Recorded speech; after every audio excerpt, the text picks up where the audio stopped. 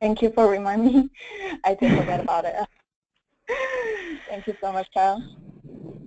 All right, so I'm just going to go ahead and get started. So this afternoon, Kyle and I are going to talk to you a little bit about risk modeling, which is a subject that is, I'm sure, very familiar to a lot of you and a very important one when it comes to assessing risks at your locations. I'm going to focus more on some of the general aspects of risk modeling, the reasons why one should really consider this task for your locations, and then Kyle is going to give you a real-life example that's based on some of the work that he's done with Bloomingdale's. I think you should really look forward to that part because it's going to be more interactive. So let's just go ahead and get started. So retail, especially retailers on this call, can probably relate to this slide.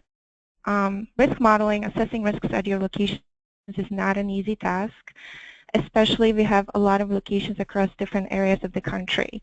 So there's a lot of unique challenges associated with the task. Well, first of all, if you have a lot of sites, you probably don't have enough staff to conduct regular and consistent on-site visits to all of your facilities. That is, of course, expensive, and it gets a little bit subjective when you have to rely on your employees' perception of a site. Now, you can use data that you collect for your locations, but that information isn't always consistent. So you have to also rely on your local store managers and make sure that they report the information correctly into your internal systems, which I'm sure you all deal with challenges with that, especially when it comes to definitions of crimes or even shrink. So that's another challenge here. Now, you may have data for existing locations, but that is a challenge if you're opening new locations. You, of course, don't have store-specific data, and you have to rely on data that's provided from external sources. And then finally, assets and countermeasures differ by location, depending on what you have at a particular facility or what you sell. What types of services you provide, your assets and your countermeasures will differ, and their effectiveness will differ as well.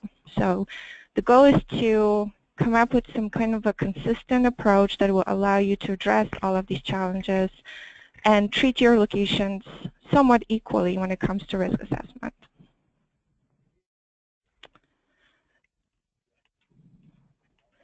So today on this call, we're going to talk about a solution, which is risk modeling. It's one of the ways that one could try to address some of these challenges. And the goal with this risk modeling is to take a lot of data that you have available on your end and try to come up with a consistent approach for all of your locations. And being able to understand your property portfolio definitely allows you to better manage your overall business, not just in terms of preventing crime, but also managing and improving your sales. And important decisions such as where to invest resources, where to pull back, which locations are performing best and why, all of those can be addressed with risk modeling. We're going to talk about that a little bit. All right, so now I'm going to go through a couple of, I would call them reasons to consider risk modeling using data. And these are just a couple of examples, so I'm definitely not addressing everything. I'm just going to address some of the ones that I personally consider the more important ones. So first of all, when you have a lot of locations and you're trying to prevent crimes and losses, you obviously need to determine which security measures work and how to allocate them properly. So with the custom modeling that we do with our clients and some of the examples that Kyle will show you, you are able to not only understand your external risks, but also your actual store performance, and you can use those two pieces of information to determine what security countermeasures will improve performance for locations with similar risks. So it's really about understanding and identifying locations that are similar and then being able to apply security measures that work for those locations to similar sites. Now, this becomes a little bit more challenging when you're opening a new location and you don't have data for that location. However, if you have a good risk model in place for your existing sites and you have a good understanding of what external factors can contribute to crime and loss at those sites, you can actually take that information and apply it to potential sites. So you can predict those losses. So it's kind of done in two steps. First, you have to create a good risk model for existing sites and then apply that in a predictive manner to your potential sites. Well, a lot of you obviously deal with limited budgets, which is a big challenge for not just the retail industry, but any industry for that matter. So knowing what to spend and where to spend it is obviously very important, and really identifying that is challenging. You want to be able to do it in an objective manner. Choosing the right home for each of your locations is definitely a crucial step in positioning your stores, not just for a store that won't be a subject to crime and loss, but also a store that will sell more. So there's a lot that goes into it. And with a custom risk model that is driven by a complex set of factors determining a risk score, you're actually able to create an accurate picture for all of your sites.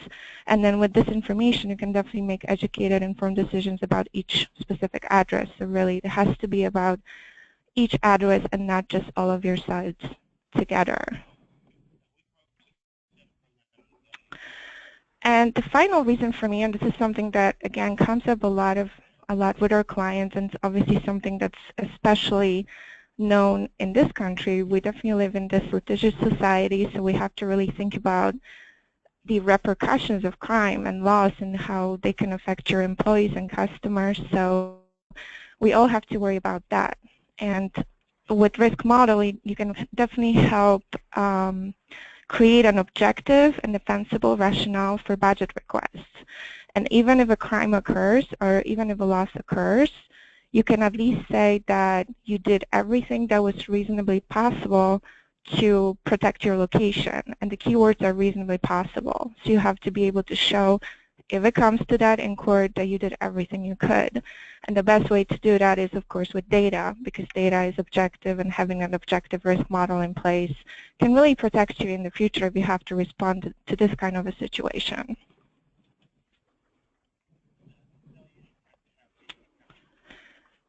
And the final one here is having a good risk model in place is important because it can help you comply with industry guidelines. So there's a lot of guidelines out there.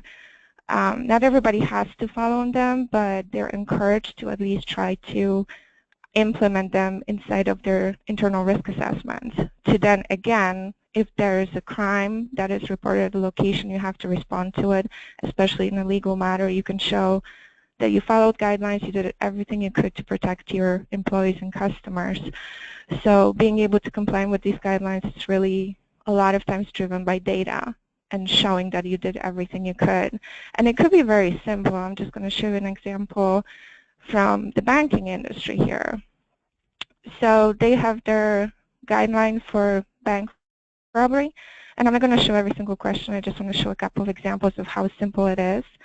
It's sometimes just a matter of asking basic questions about a location, like in this case, where is a banking office located, what kind of an area, or how many robberies were reported in the last 3 years, which the last 3 years are usually the recommended standard. And based on the answer, you can assign points to a location and create a final score that allows you to determine the risk level based on the total score.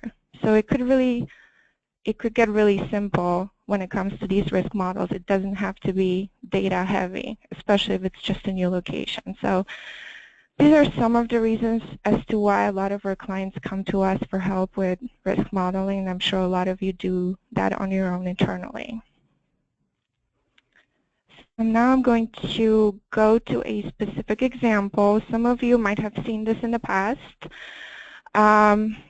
This is a retailer based in the UK with about 2,800 stores, and for them, risk modeling was really needed for a specific purpose.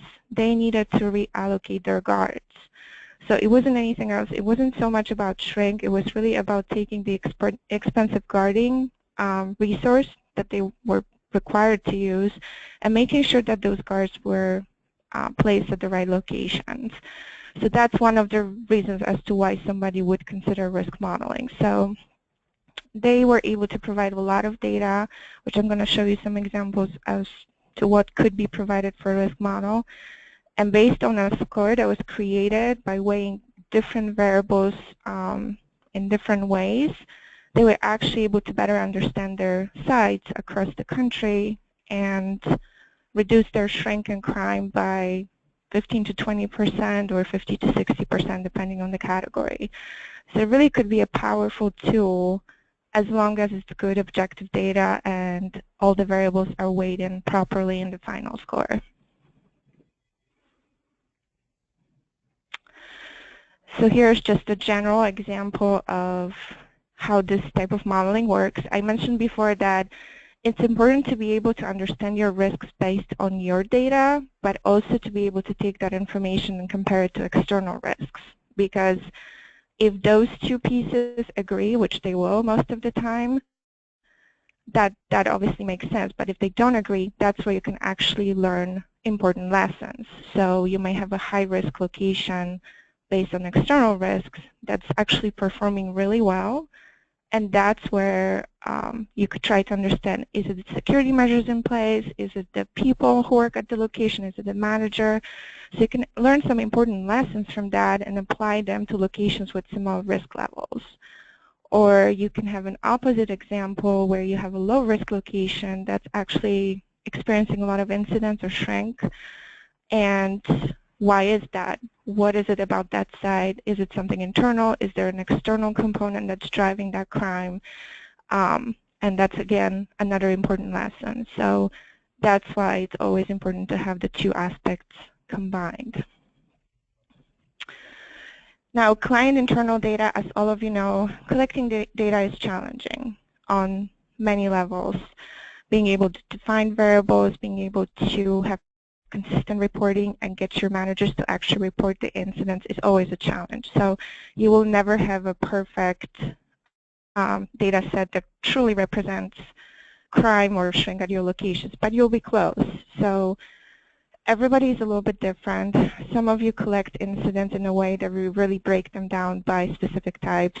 Some of you have more general categories. So one thing that we always recommend is definitely trying to go as detailed as possible and create as many categories as you can, because you can then group them together later, but it just gives you more detail.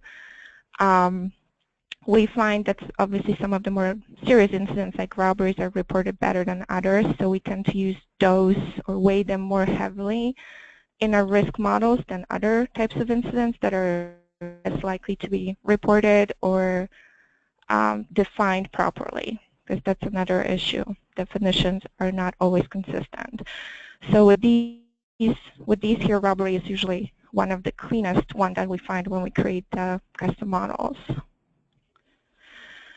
There might be a custom model or risk model that you don't necessarily want it to be driven by just crime or shrink. Maybe you want to add in some other components that are not always necessarily related to crime, but that could be indicative of how a location is performing in general. So some of these could include workers' compensation, general liability, or property claims. And you can create a single score that indicates how this location is performing on this measure here and see how this measure correlates with shrink and crime, which a lot of times it will, but there will be times where it won't.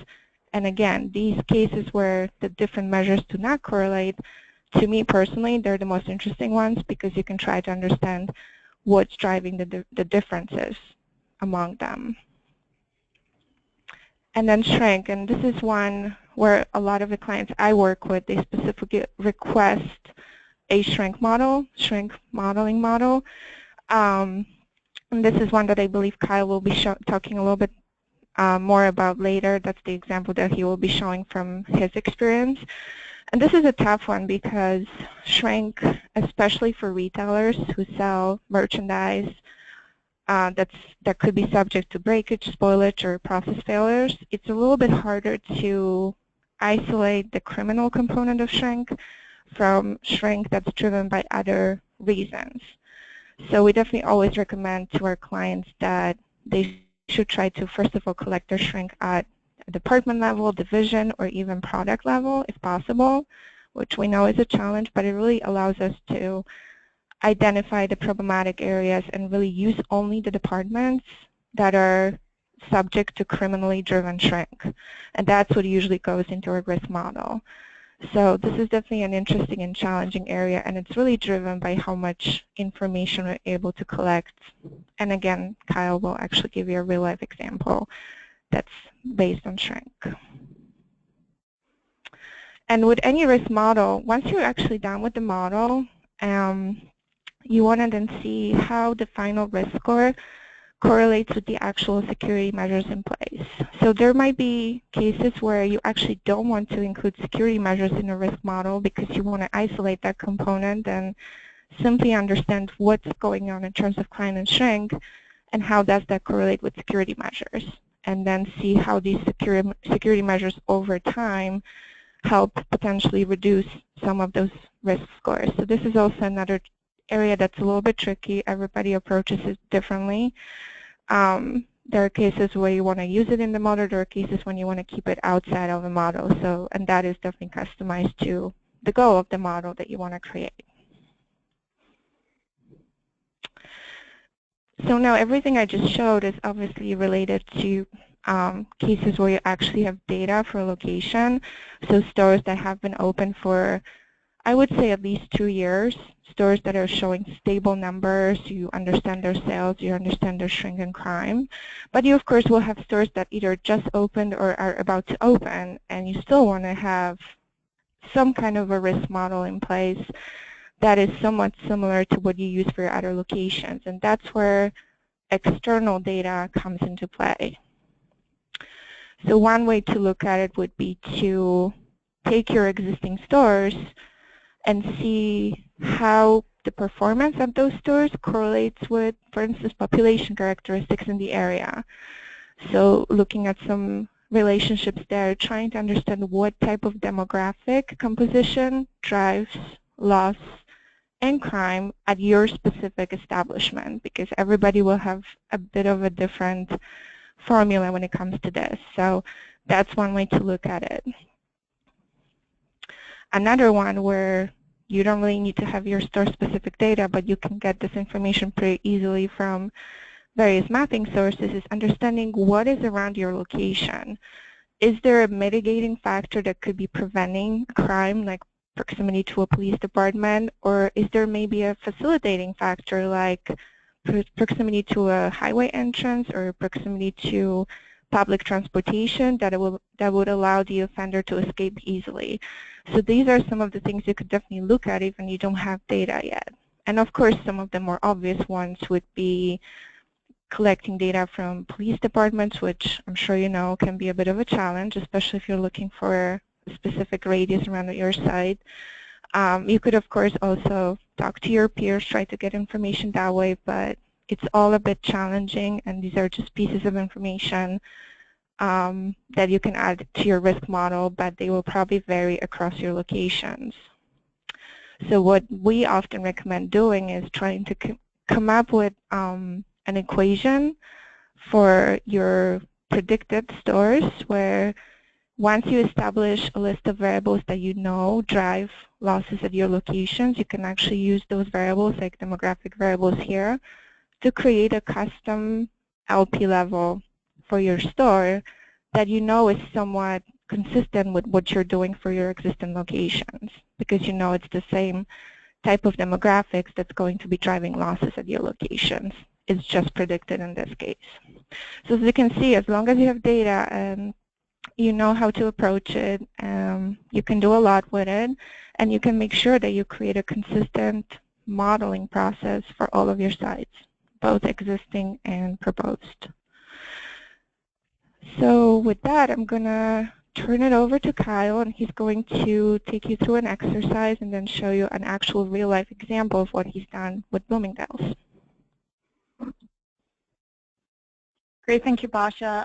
I am now passing the control over to Kyle. Kyle, you should be, yeah, you're up. Am I up and running here? Everyone can see? Fantastic. Okay, thank you so much, Basha. That was a great introduction to some of the things that I like to look at here at Bloomingdale's. So I've created a risk model for Bloomingdale's here within the past few months, and we've been using it to basically make more informed decisions about investing security capital at our locations. Just in case you're unaware, Bloomingdale's has kind of a smaller store footprint. We only have 33 locations for our department stores and 15 outlet divisions. So it was kind of easier to put together a risk model for this because we have pretty intimate knowledge of all of our locations. Whereas if you look at a larger company like Macy's, they have over 1,000 locations, and it's not always easy to get a robust view of what's going on in all of those stores. So I wanted to start off this portion of the presentation with a little bit of a thought exercise here. So think about all of your stores and identify the top 5 roughest stores. So these have problems like high shrink, high general liability claims, a lot of workers' comp claims, high turnover, just a real headache. It keeps you up at night. These are the stores that you get calls at 2 a.m. in the morning, basically because the entire building's on fire.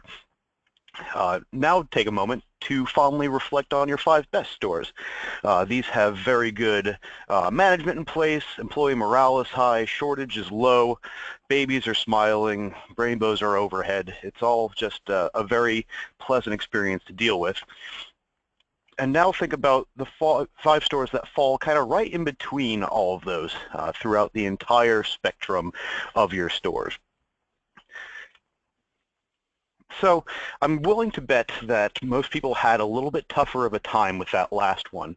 Average stores, kind of like average people, don't really always stay in your mind. It's something that's there, you know about it, but you're not really sure if it's really worth your time to invest some effort into those average, below average, around average stores.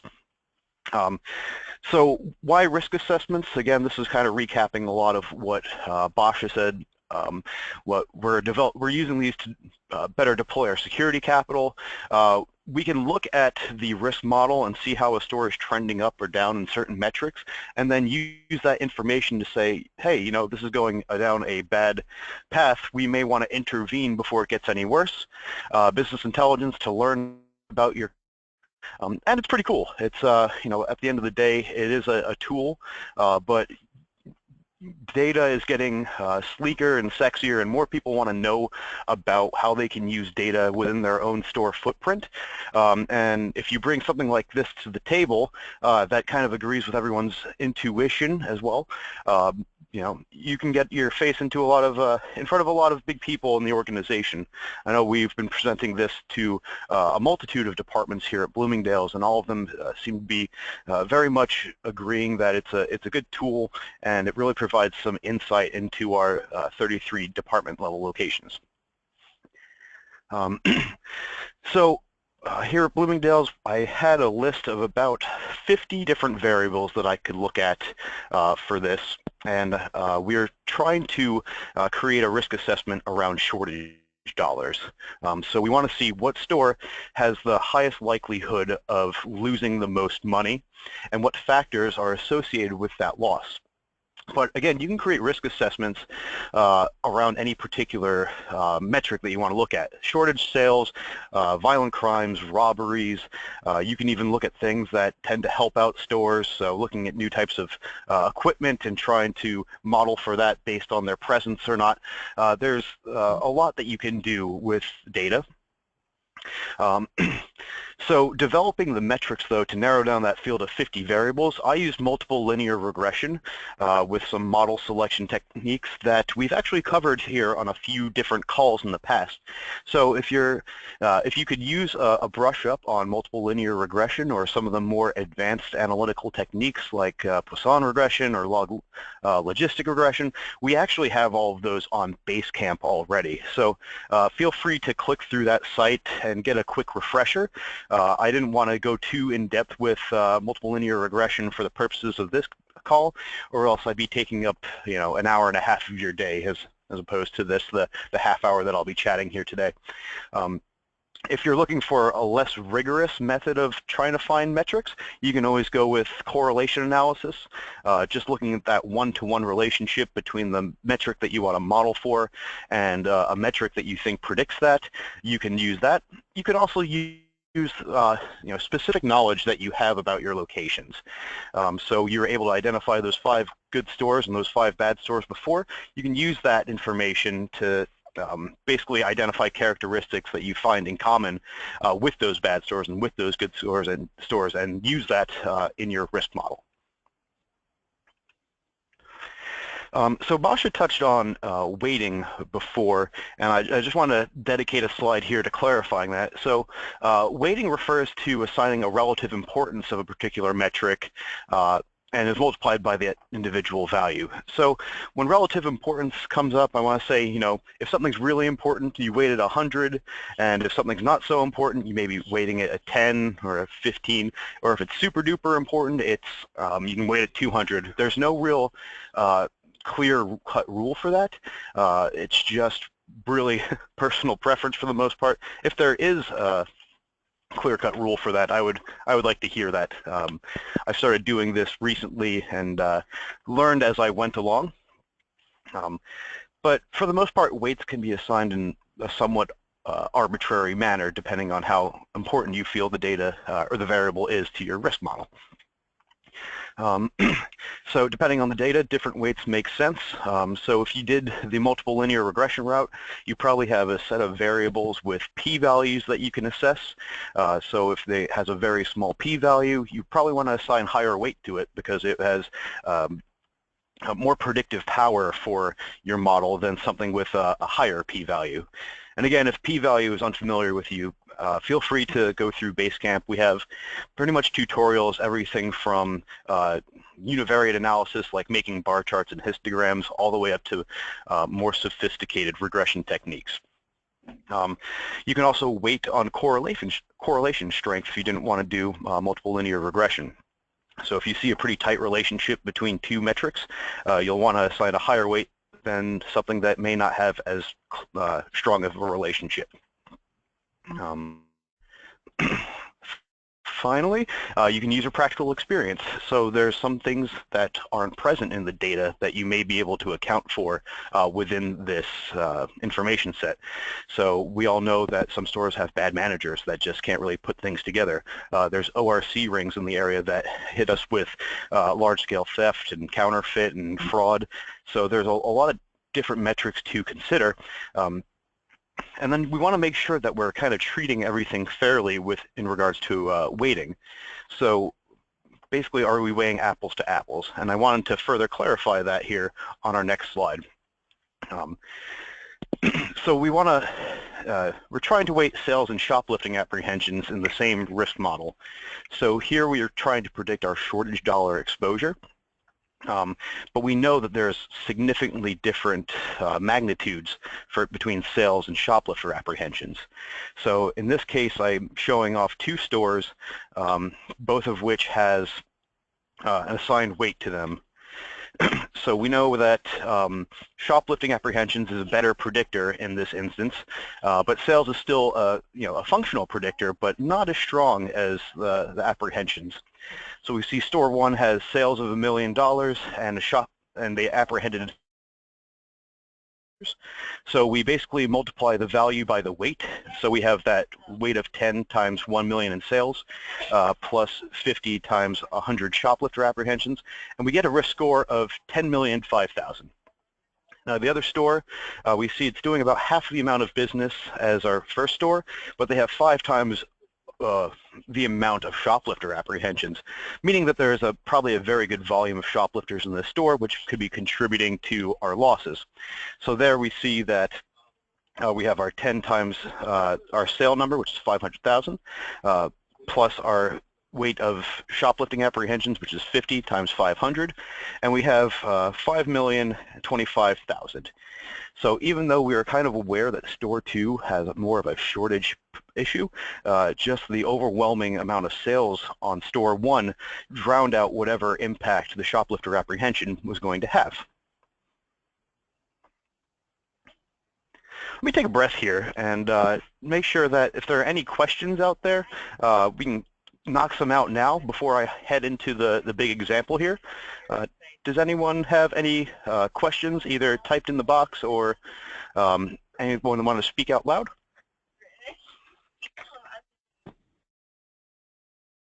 Let me unmute everybody. So anyone on the call that have a question, you should be able to raise it up. All the lines are unmuted as of right now. All right. If there is no question, I do have one. Kyle, so how do you how do you assign the metrics that are the weights that you are using to each of the variables with respect to the importance of the variable? So I think that you assign 10 to sales and 50 to, I think it was application. Do you have a matrix on what the number, where did the number was generated, or? So, to my knowledge, most weightings are somewhat arbitrary. I use the magnitude of the statistical significance to really dictate the relative importance of a particular variable. In this example, I saw that I had a very low p-value for shoplifter apprehensions and a statistically significant p-value for sales, but it wasn't as strong as our shoplifter apprehension, so I weighted it somewhat arbitrarily weaker than shoplifter apprehensions. And that's part of the kind of experimenting that you'll need to do while you're making your risk scores. Sometimes you'll just have to weight things differently to get a model that makes intuitive sense. And I hope to make that a little bit clearer once I hop into the example. Kyle, it's Suzanne. I have a question about the slide before that. Nope, one before. There you go. So are you saying that store 1 is a higher risk than store 2? Our risk score would tell us that, but based on the statistical significance of the relationship between shoplifter apprehensions and shortage dollars for the store, store 2 should actually be the higher risk one. Okay, so this was an example of what not to do? Yeah, it's one way that you can go awry here in the classification. Okay, I just had a slightly different interpretation of it, but. Well, it's good. Then that means probably someone else did, and it's good to get things cleared out. Well, you see, when I see something like that, and I agree with your the value of each against potential shortage, but if you've got 500 apprehensions in one store, somebody's doing a good job. Yeah, yes, they are drinking Monster energy drinks and just taking down people left and right. Exactly. So ideally, then their shrink is going to be lower. There could, but there could be just that many shoplifters in the area that are, Okay. Thanks. Hey, Kyle, Scott from Justice here with a question for you. Shoot. Hey, I'm curious, when you're doing your multiple linear regression, are you using like a modeling technique that's also giving you coefficients? Yes. For each of your variables? Yes, and you can also use that as a relative measurement for what weight you should be using. I like to use the p-value, and with the risk model building, I feel like you can be a little bit sloppier with your multiple linear regression and forego some of the checks that you'd be doing if you were making, say, a predictive model. So, yeah. Any other questions? Okay, let's get back to it then. So now, thank you. Sorry, I was trying to mute everybody. I'll mute everybody individually. We got you. No, it's fine. So now we're going to look at a longer example with actual data. This one is more hypothetical. I'll show you the end result that we did for Bloomingdale's here, but for the sake of simplicity and brevity, we'll just look at 3 main metrics here. So through the analysis, we found that 3 factors can accurately assess shortage dollars. So we looked at the count of apprehended shoplifters, we looked at third-party risk scores, and we looked at pick percentage. And I put the associated p-value, or the theoretical associated p-value next to them, as well as the relationship with shortage. So we see that as we apprehend more shoplifters, we see a relationship of increasing shortage. When seeing an increase in third-party risk scores, we tend to see an increase in shortage. But when we see an increase in pick percentage, we see that we typically experience less shortage. And just to clarify the term here, pick percentage, we do a lot of fulfillment at the store level here. So whenever somebody orders something online, all of our stores are also essentially a fulfillment center. So when they have the order online, it gets sent to the store. The people say, hey, there's 4 items on here, but we only had 3 in stock. So their pick percentage in that case would be 75%. So I hope that makes sense to everyone. And now we want to look at the data. And here I've developed a data set for this. In the peach columns, you'll see the actual count of the particular metric. So this is our shoplifting apprehensions, this is our pick percentage, and this is our third-party risk scores for the location. And also up top here, you're going to notice that I have a specific weight. Now, if we just remember real quick here, pick percentage had the lowest p-value, so it has the highest weight. And since it was negatively associated with shortage dollars, we slap a minus sign out in front of that because we know that the higher the pick percentage, the lower the shorter is expected to be. We have third-party risk scores here, which remain statistically significant but not as strongly as our pick percentage. So I'm going to weight them at 30 because I know they're positively associated with shortage dollars. So as risk scores increase, we expect shortage dollars to increase. And finally, we have our shoplifter apprehension count, where we see that it was not as statistically significant as the other two, but still helpful for us. So we're going to go ahead and give that a weight of 10. So I want to introduce you to the standardized function here in Excel. So when you go into equals, you'll see standardized pop up.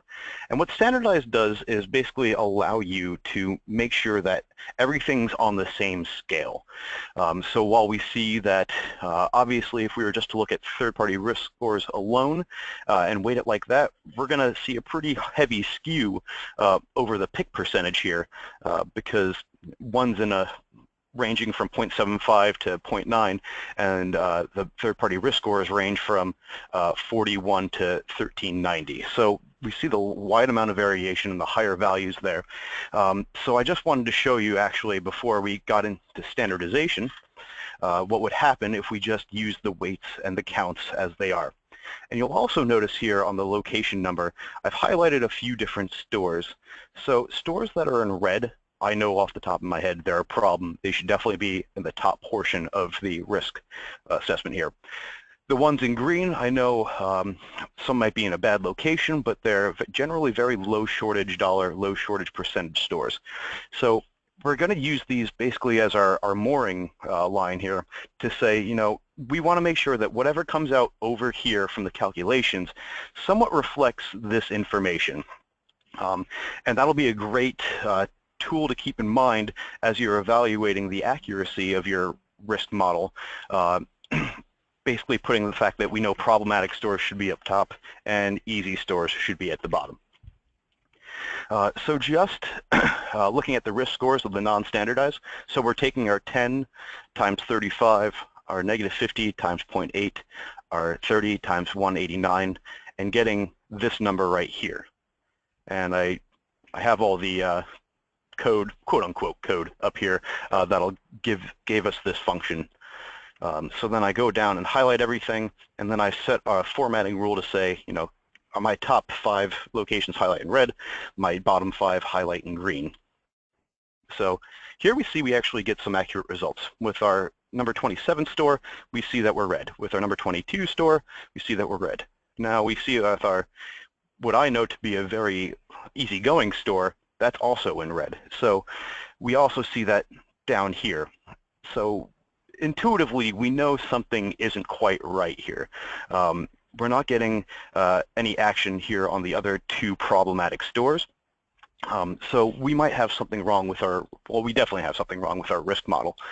And this could be anything from weighing incorrectly to having the wrong metrics to not standardizing your variables. So that's when standardization comes in handy. So when you go to standardize, you'll see that we have our X variable, which is, in this case, the actual count of whatever we have.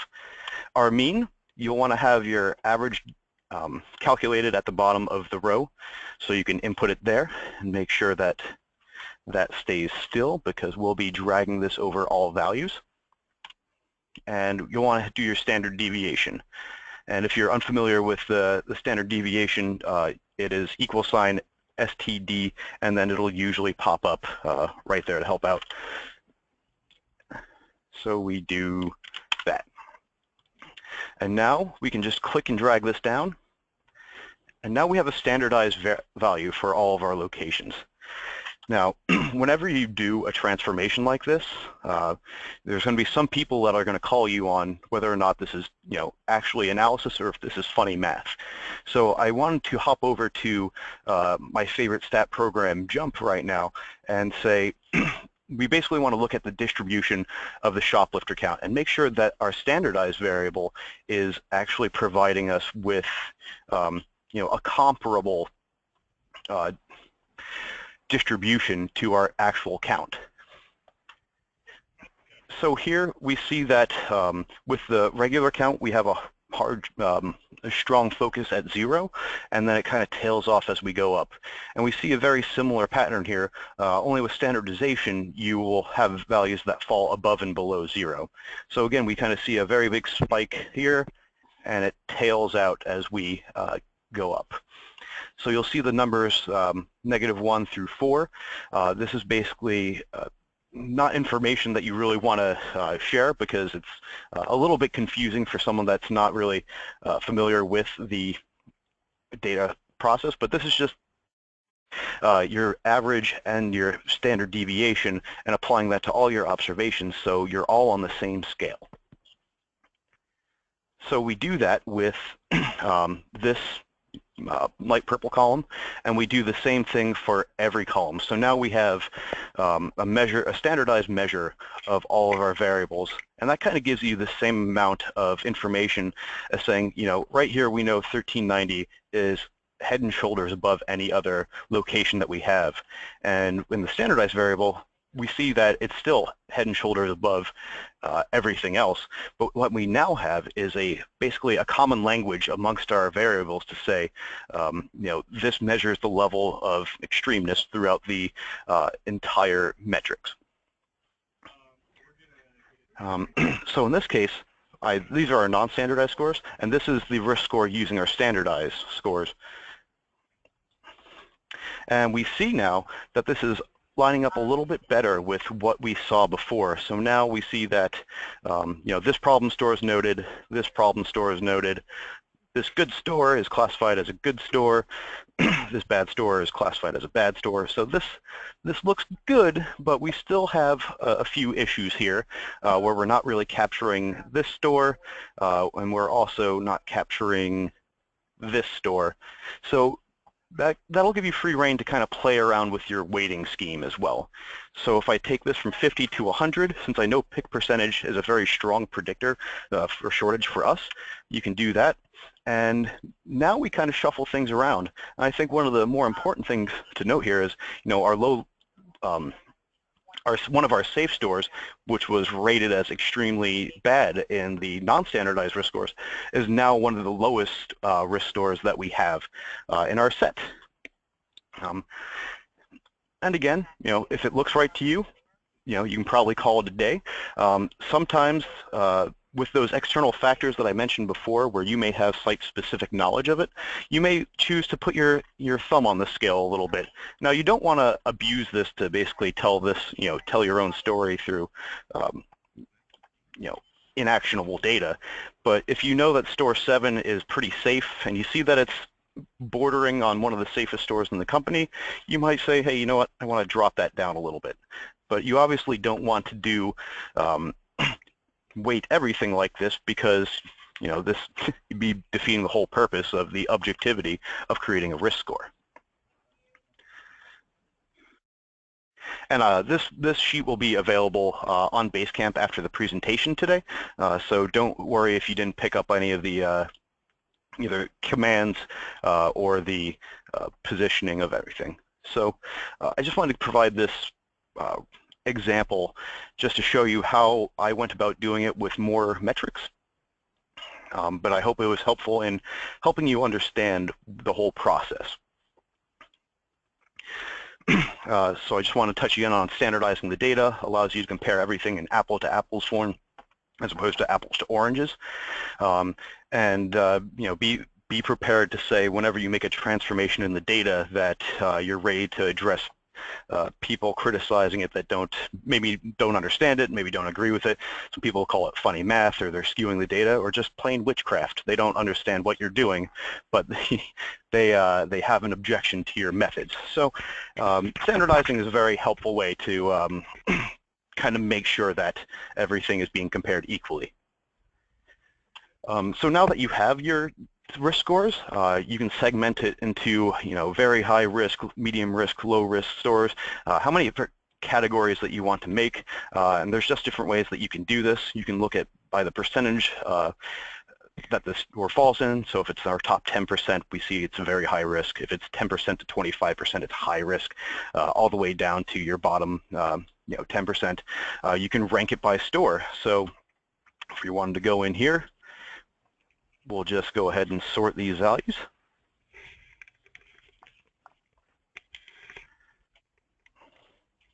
And we see we have our top stores here that are a problem. Our bottom stores here are doing great. Let's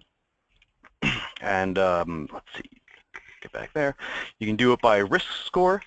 So in this case, I can say that anything above 118 is high risk. I can do anything above 0 is medium risk. This is medium to low risk up until -50, and anything -50 below is very, very low risk. And if you want to frighten people, you can say that you used a k-means clustering algorithm, which is a more sophisticated test done in most statistical programs. But this will basically just look for natural breaks in the data. So we can see here that our top 2 stores are head and shoulders above the next few stores. And then we see that there's this clustering of 102 to 50 before we see a big drop to 55. And then we can say, hey, 17 to 55 looks like it's kind of clustered together. These moderate values can be in another classification. These values before we get to 50, there's plenty of ways that you can, I'm not going to go through the whole set, I was very close there though, of classifying it that way. So again, I'm going to take a breather. I know you just saw a lot of numbers and strange terms and Excel, so if there's any questions here, we can wrap up our call today on a few Q&As. Yeah, hi. Thanks for the excellent presentation. My name is Dave Madachorgi. I'm with Stanley Black & Decker. Quick question, what kind of actions are you taking based on the risk scores? So now we're using this to do more of our inventories. So typically we do 1 inventory a year for all of our stores, but with this we can assess where our metrics are actually falling into, and this is kind of the final product here where I've shown high-risk stores are the high weighting for these metrics, medium weighting, and low weighting, just so they can see kind of what went into the secret sauce here. And then I classified them based on their risk tier. So I just broke them up pretty naturally, just looking for gaps in the data. And now we know that we should probably be looking a lot more often at these top stores and monitor their health a lot more closely than we do with anything down here. And over time, we can also keep an eye on these metrics. So as opposed to our yearly inventory, which is both not frequent enough and quite labor intensive, we can have these metrics that we've collect information on as frequently as by the hour or we can look at it every month to see where these metrics are falling, the ones that we can measure more frequently. And if we see a store taking a real downturn, we can dedicate more resources to it, or at least have a conversation with the store manager or the LP manager there and determine what could be driving this decrease, and if there's anything that we can do from a central team to support.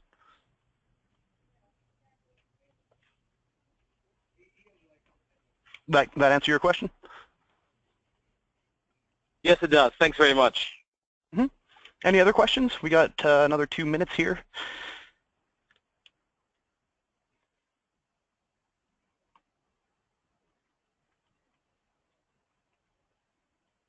Okay. Well, great. If you do have any questions, feel free to reach out to me. I'm always happy to chat data with anyone that's willing to listen to me.